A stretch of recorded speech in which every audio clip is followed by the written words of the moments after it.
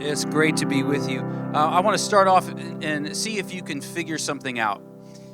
Tell me what you think these four things have in common. First, control. We all want to be in control, right? Some of you are a little bit control freaks. We all are trying to figure out what is right and wrong. Like, what is right? What is wrong? How should we then live when we know this? We want to figure out our destiny, what your purpose and your meaning in life is, and we want to discover our true self, our authentic self. And once we find it, we want to have the courage to live that way. So we want control, we want to live the right way, morality, we want purpose, and we want self-discovery. Now, what do these four things have in common? The tighter you hold on to them, the quicker you lose them. They're like greased up watermelons, impossible to hold. You can imagine a young mother who's praying for her son who's just moved out of the house, and his life just can't seem to get right. And she keeps praying, and the more she prays, the worse things seem to be.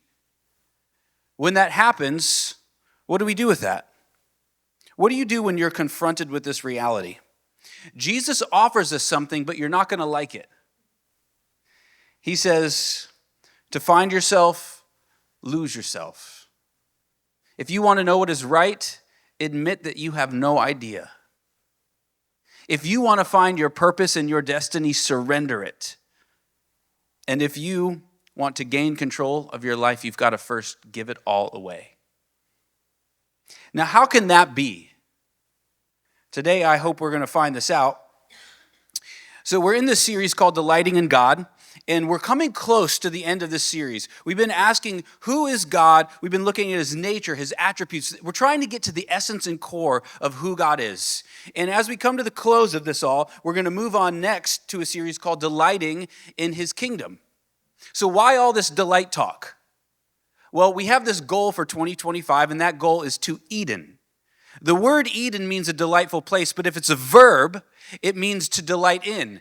And what every single one of us are doing is we're trying to figure out that one thing that when we delight in it, we will finally find the satisfaction we've been looking for. We'll finally say, I found the thing I've been looking for. And there's a psalm, Psalm 37, and it says, delight yourself in the Lord, and he's going to give you the desires of your heart. Meaning, if you will find him, delight in him, you will say, it's been you all along. You are the one that I was seeking, and I had no idea that it would always be you. God is the great adventure. And to find him, you find him through the difficulty, through loss, and through pain. He is the treasure on the other side of it all. So have you found him? And if you have you surrendered to him control? Your plans, your thinking of what is right and wrong and who you even are to the core. Have you surrendered it all to him? And if you have, if you're that kind of person who's done it, are you the type of person who will keep him crowned as Lord when life doesn't turn out the way that you thought it would? Our verses today are from Exodus 3 and then from Deuteronomy 6. So here in the Exodus 3 verse, Moses learns the name of God. Here's what it says. Then Moses said to God, if I come to the people of Israel and say to them, the God of your fathers has sent me to you, and they ask me, what is his name? What shall I say to them? God said to Moses, I am who I am. And he said, say this to the people of Israel, I am has sent me to you. God also said to Moses, say this to the people of Israel, the Lord, the God of your fathers, the God of Abraham, the God of Isaac, and the God of Jacob has sent me this to you. This is my name forever, and thus I am to be remembered throughout all generations. And then in Deuteronomy 6:4, hear, O Israel, the Lord our God, the Lord is one. Our world is obsessed with the saying, your life is your own. Do with it what you want. We are obsessed with finding ourselves, finding our authentic self and having the courage to be that authentic self. And then, so what does the world offer us as a path to figure this out? To figure out who you are, how you should live, what your purpose and destiny is. The answer the world gives us is look within. Look within and you'll find everything that you are looking for. Now, this has not always been the answer of the world. So how did this happen? Why is it look within? Well, centuries ago, this guy named Rousseau, he said, he had this idea and he said, you know what? The problem with our world is the city. Because the city is where culture happens. And the place where culture happens is where you go to find out who you are. The place where culture happens is the place where you go to find out what is right and wrong. The culture is where you look to find your purpose. And he says, what you got to do is you got to escape it all. It's controlling you. It's brainwashing you. You got to leave the city. And when you get away from the city, you got to go out on the countryside. And you got to go up to the top of the mountain where you're there alone with your thoughts. And there alone with your thoughts, look within you. And as you look and as you search deep within you, you will find who you are. You will find how to live. You'll find your purpose, your destiny. And once you find it, take hold of it. Be in control. You will then be free. Listen to the words of a end-of-life nurse. She said, this is the number one regret that people say they have at the end of their life. I wish I had lived a life true to myself. And we don't want regrets like this. And so we follow Rousseau's advice and we say, okay, I don't want to not be true to who I am, so I'm going to go find me. So we march out, we leave the city, we leave Port St. Lucie, we leave Stuart, we leave Fort Pierce, and we go out to the mountains, or we go out to the beach, and we look out upon the horizon, and then we say, who am I? And we start searching. What's my destiny? What's my purpose? How should I live this life? And we find it in us. And we say, I've got it. And then we say, I must have the courage to be this authentic self and express this authentic self to the world. We've done it. We've seized control of our life and we are finally free. Or are we? There's growing research today that is showing that we live in an age of an identity crisis. The late psychoanalyst Erik Erikson says he studied identity crises, and he said, an identity crisis happens when there is a conflict between two opposing values within you. And so you look within to try to figure out who you are and how you should live, and what you find is opposing values. So it turns out the experiment didn't work. That we can't actually find who we are by looking within. Let me give you some other quotes for some other people. So this is from a psychology professor. He says, teens and young adults today are experiencing unprecedented levels of anxiety, depression, and loneliness. Much of it is tied to individualism and the constant self-focus encouraged by social media and cultural narratives that say, you are the hero of your story. Now look, if you're the hero of your story, and you've got to look within to find out who this hero is, and you're taking on all of the world, and there's just overwhelming anxiety and fear in front of you, this is going to crush you. And Carl Trueman, in his book, The Rise and Triumph of the Modern Self, here's what he says. In a world where the self is both the source and the goal of meaning, the psychological burden becomes immense. Instead of being set free, the modern self becomes fragile, always in need of affirmation and shielding from contradiction. In other words, the pressure's too much. You're supposed to find who you are and define who you are by looking within, and it's not working. And then the great Charles Taylor, in his work, The Secular Age, he describes a shift to what he calls the buffered self. Now listen to what he says. People today are expected to define themselves apart from any other external authority. And he says this is creating a major problem because we don't know what to do.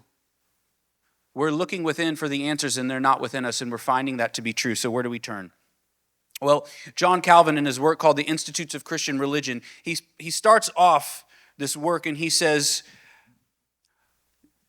what comes first? Do we know God first, or do we know ourselves first? And he basically sets this argument out that we can't know ourselves without knowing God, and we can't know God without knowing ourselves. And he's not sure which one comes first. Now, I don't know. What do you think comes first? When I think about this, I suppose it seems to me that in order for you to know who you are, you have to know God. Because the very first pages of the Bible tells us that we are made in the image of God. And to be made in the image of God means you're like a living, breathing mirror. And the thing that defines a mirror is whatever is in front of it, whatever it's looking to. So if you want to know who you are, you look up to God. If you want to know how you should live, you look up to God. If you want to know your destiny and your purpose, you look to Him. And if you want control of your life, well, give it all to Him. It turns out that looking out there and in here doesn't work, but in the end, we get so frustrated after looking within and within and within that we've had enough and we finally look up. You imagine the addict who finds himself walking into a church that he never thought he would walk into because he's spent too much time trying to beat something that he can't beat, so he looks beyond himself. You imagine a mom who's grew up in the church and she's now so mad at God because of the life that she has given one of her kids. But she finds herself walking into a church, sitting in a musty pew with her legs shaking with so much anger towards God, but she is desperate that He might be able to offer her strength in all that she's going through. And you think about the young man depressed, who despite his parents' best effort to keep him out of the church, finds himself in the church, but not just that, asking the prayer team to pray for him after the service is over. And maybe that's you today. Maybe you are here and you are looking up for the first time. Maybe you've been looking in and you had no idea that you were looking in all of your life, and now you are thinking, maybe there is something to looking up. And maybe you've been looking up all of your life. You found God a long time ago, and you gave Him control. You asked Him how you should live. You said, tell me my purpose and I will live into it. Tell me who I am. And yet now He is not giving you the life you thought He would give you. And you're preparing to run. I have a pastor friend of mine who in November, his son was diagnosed with a brain tumor. And then a month ago, he lost his little boy. Now that'll shake you, and that'll shake your faith. What do we do when life doesn't turn out the way we thought it was going to? What does the lonely student at school do who's sitting alone, just wanting some friends, but nobody seems to come by? What about the man who's being served divorce papers, who on his wedding day never thought it would end this way? My life turned out different than I thought it would. Some good, some unexpected, and some bad. When I was 22, my plan was to go be a songwriter. I was going to run away and write some songs. It was going to be amazing. And then somebody called me and said, hey, do you want to be a worship leader at a church? And I said, yeah, I'll do that. And that's led to here. Who knows what would have happened if that call never came in? And then some things have been hard. I never expected to spend days and nights in the hospital with my son trying to figure out this strange disease that was affecting his mind. And we're still dealing with it to today. And we have had to mourn the loss of the life that we thought God was going to give him and learn how to find joy and peace in the life that He is giving him. And it's been very hard to do. So what do you do when you face something like that? Proverbs 19:21 says, many are the plans in the mind of man, but it is the purpose of the Lord that will stand. And it's an easy thing to embrace that verse when God is giving you better things than you thought He would. But what about when He's giving you something that you don't want?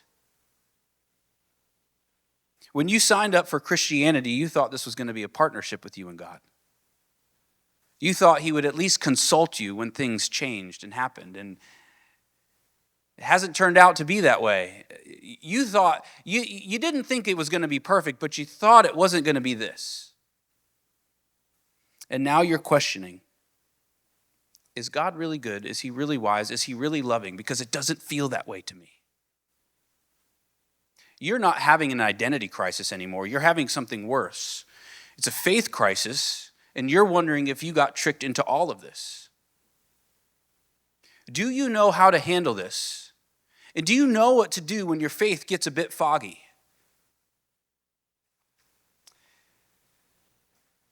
You have to meet God in a new way, a way you haven't met him yet. You have to get to the core of who he is.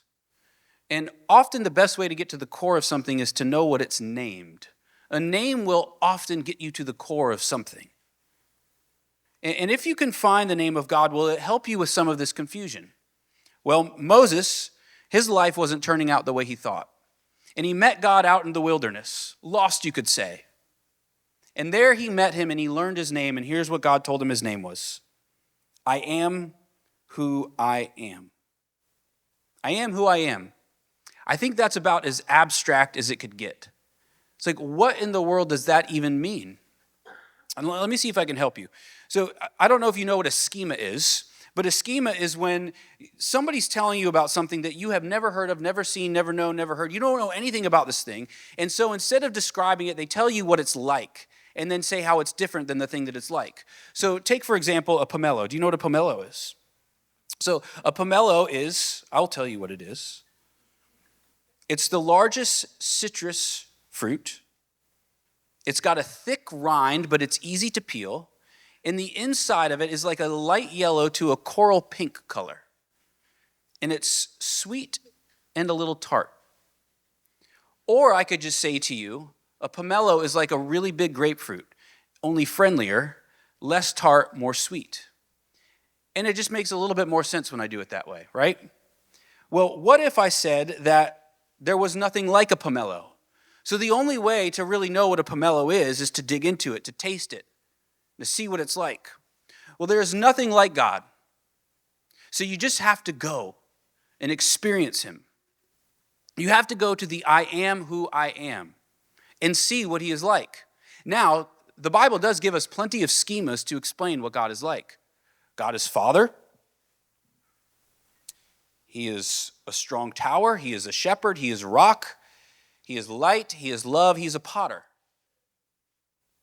But in the end, all those things, while helpful, if you want to really know who God is at his essence, you have to understand there is nothing like him.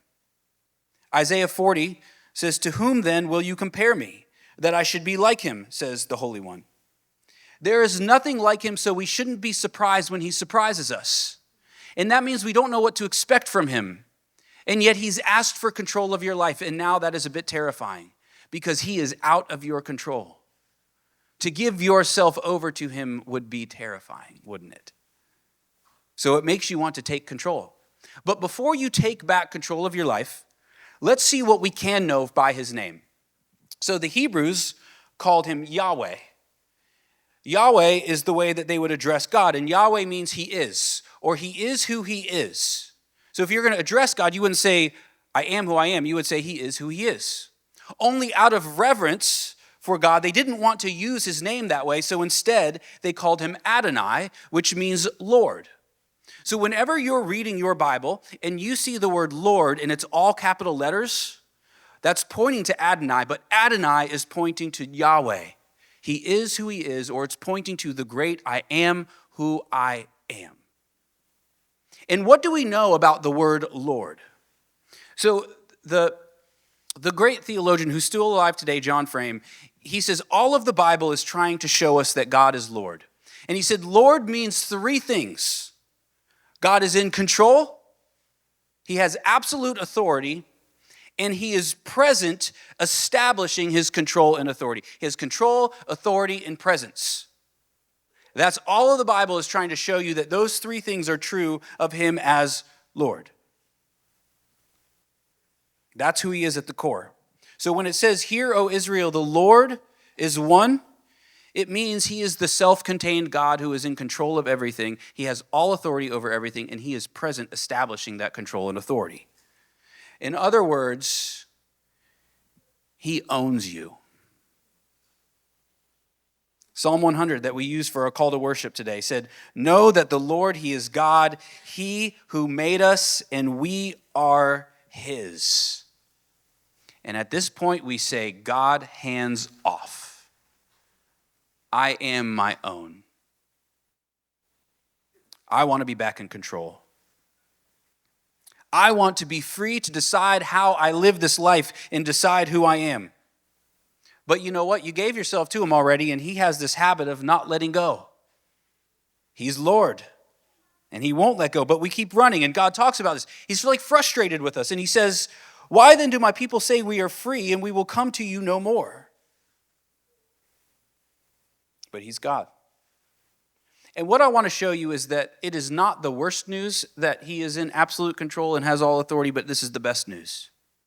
Because he is absolute. When it says there's nothing like him, it means that there is nothing else there is to describe him, meaning he is the standard of all things. He's the ultimate definition of love. If you try to understand love and you look at love and then you compare God to love and say, well, I don't know if God is loving because of this, you're doing the wrong thing. God is the standard of love. He's the standard of goodness. He's the standard of justice. He's the standard of everything that's right, and he knows all things. And he's the standard of it. And if he is Lord and present with you, establishing control and authority, it means that the more he is with you, the more you crown him as Lord, the more joy comes in your life, the more peace comes in your life, and the more strength comes in your life to face whatever it is that you are going through. He is Lord. The story of you in God is a story of going through. And it's not what you want to hear, but it's all through. God is the God who is in control, and he is writing your story, and he's writing a story through difficulty, through pain, through loss, but all into something good. Romans 8:28, all things work out for the good of those who love God, but the direction is through, it's not around. Going through all things to something that's good. That means when your life isn't turning out the way you thought it was, the way you thought it was supposed to, and you're feeling the feet beneath you ready to run from God, it's in that moment when you're mad at him and you're frustrated with him, that's the moment where you need him most to get you through what you're going through. Life is forcing you to a crossroads. And the crossroads is this: what you want in life and what God has in store for you. And there at the crossroads is where you are meant to crown him as Lord. You either crown him or you say, hands off, my life is my own. And from fear, what you want to say is, I will handle this. I will protect my kids because I trust myself with my kids more than I trust you with my kids. I will protect my health. I will protect my life. I will do the things that are needed to be done so that I get the thing that I want to get. I will rely on my wisdom to know what is right and wrong, and I will rely on my strength to do the thing that is right and wrong. I will get myself out of anxiety. I will get myself out of fear. I will be the Lord of my life, and I will handle it all. And it's beginning to sound exhausting, isn't it? And yet maybe you've got it in you. Maybe you say, no, I'm going to give this a go. And so you begin to face everything. You're learning as much as you can. You're facing as much as you can. But what are you going to do when you face something too big for you? What are you going to do when life throws something at you that's unexpected and you can't handle it? What are you going to do when you face death? That's far too big for you. The answer is give your life to him, and he will help you through. Because the Christian life is through suffering, through loss, through pain, through struggle, through guilt, through shame. And the reality is everybody's life is through. Believer and skeptic alike, you are going through it. The question is, do you have someone beyond you who can help you through it? He is the Lord, the great I am, and he is there for help to you. Will you crown him? Moses met God when he was going through it. Moses learned God's name when he was going through it. And so it's through where you actually meet him. I mean, statistically speaking, when I watch people, when they're coming to God for the first time as adults, they're going through something. Through is where the crossroads is. Through is where you have to make the decision. Will I crown him as Lord, or will I claim my life as my own and not share a bit of it with him? And it's either one or the other. And so the good news is if you crown him, he owns you. And the reason that is good news is because of this. The Heidelberg Catechism, you know what a catechism is? It's a question and answer about God. So it starts off, here's the first question. What is our only comfort in life and death? What's your only comfort in life and death? How would you answer it? Well, here's how a bunch of theologians, pastors, people who just love God, here's how they answered it. Your only comfort in life and death is that you are not your own, but you have been bought with a price. You are not your own, and the one who holds you, the one who has you in the hands, he is the one who is loving. He's the one who created the world. He is the one who is kind. He's the one who is just and wants to establish a just world. And if you have yourself in his hands, that is really good news. He holds everything together. And the cost for him to get you was the life of his son. Do you think that God would waste the life of his son and the death of his son? He will not waste it. So he is intent on doing with you and through you and you going through all things so that you might arrive on the other side. The clouds will part, the light of his beauty and his glory and his worth will shine through, and you will say, this is it. It was all worth it to get here. And his hand is with you the whole way through. Do you know that right now the earth is spinning at 1,000 miles an hour? And did you know right now the earth is circling the sun at 67,000 miles an hour? Can you feel it? You can't, can you? And yet this is how God is with us. He is in control and he has all authority and he's working things out for our good. And yet we can't always see it, we can't always feel it, but we can trust it, that he is Lord and he is good and he owns us. And he's present with us, establishing his control, establishing his authority. Do you know the story of Shadrach, Meshach, and Abednego? These are followers of Yahweh. They're servants of Yahweh. They are like praying to the great I am, and they are told not to, and they will not stop. They will not stop serving God, and they're thrown into a fire. And someone shouts out, looks down at them and says, they're walking in the fire. How could that be? And then someone else shouts out, there's a fourth in the fire with them. And so you see, God will not save you from the fire, but he'll get you through it. So in a way, he's saving you all of the time. But the answer is not to avoid the fire. The answer is to not pray to God. The answer is to not do the thing, but to do the thing. And wherever it takes you, you go through it, knowing that he is with you always to the end. I was at a funeral at the beach last week. And the preacher said to the widow, did you ever think it would end like this? Did you ever think it would lead here? And she said, no. And while it was a bitter moment, it was also sweet, just like that pomelo. Because there was still hope. The God, the great I am, was bringing her through the fire. And even death would not have its victory, but there was hope throughout. Hope rang through the sorrow all the way through. The great I am does not keep you from the fire, but preserves you through it. And it will take your entire life to believe that that's true. And it's there in the hard moments when you're faced with the question, do you believe it? And he doesn't just own you, he owns our world. And there is not one square inch of all of creation where one day Jesus will not come and claim as his own and make all things right. Psalm 24 says, the earth is the Lord's and the fullness thereof.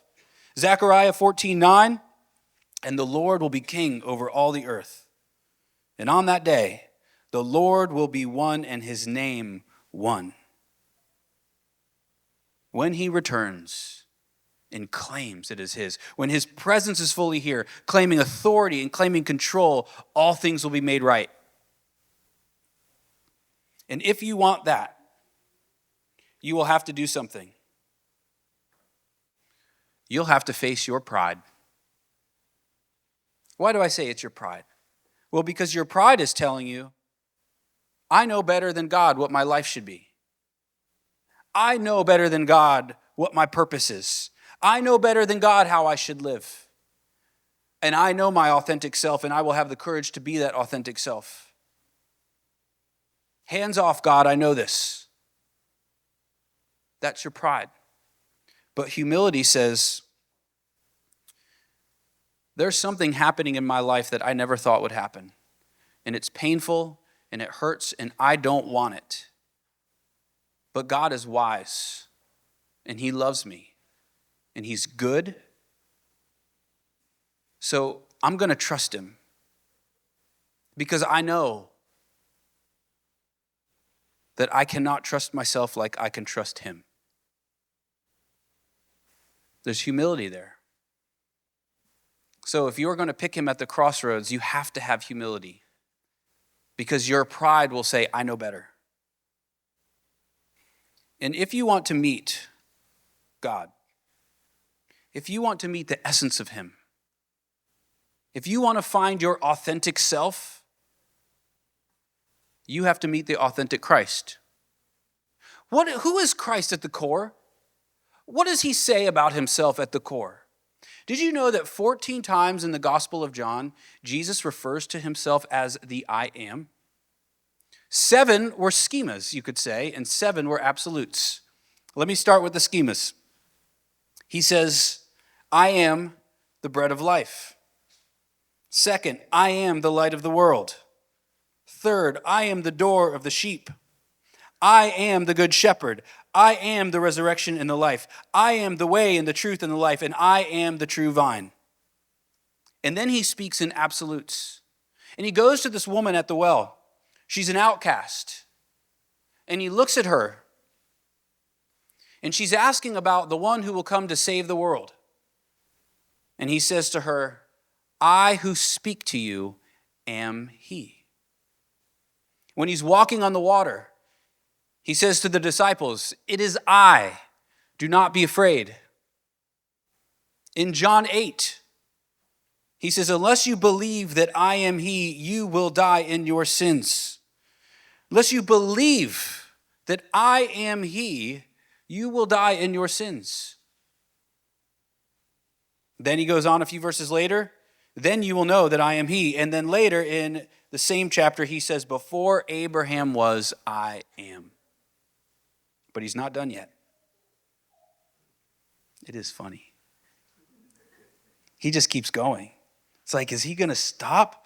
God just keeps bragging about who he is. And he says, when it does take place that you may believe that I am he. And then the last one. Jesus is in this Garden of Gethsemane and he's praying.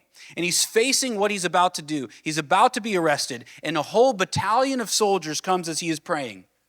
And they come up and they say, they're asking, where is this Jesus? And he walks up and he says, not here I am. He says, I am he. And when he says it, a whole battalion of soldiers falls back. That is the presence of the Lord and his authority and his power and his control coming. And he establishes control and authority over your life and over our world. How does he do it? By going through. Not around, but through. He didn't go around suffering, pain, and loss, but he went through it.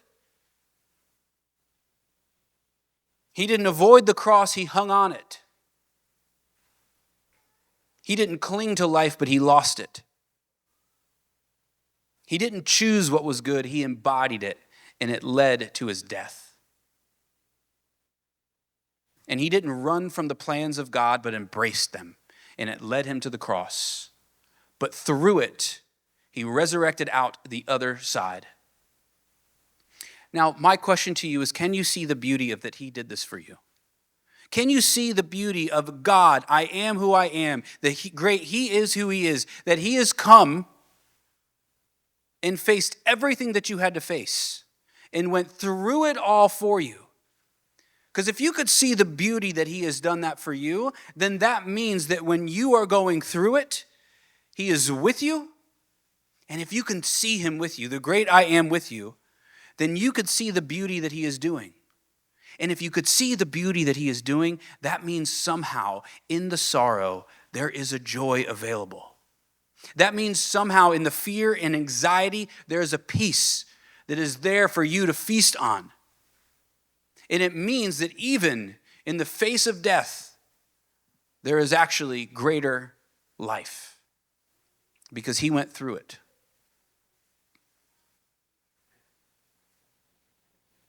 You can find that goodness and beauty no matter what you're going through. And no matter what you are going through, he will get you through it. Pray with me. Father, you know what we face here today in our life. You know the struggles of each and every person in this room. You know their pain, you know their loss, you know their heartbreak. You know what it is that they will face tomorrow. I pray that when we meet the crossroads and we see that our life is not turning out the way we thought, that in those moments we would not run from you, but embrace you all the more. Teach us how to do it. We pray this in Jesus' name, amen.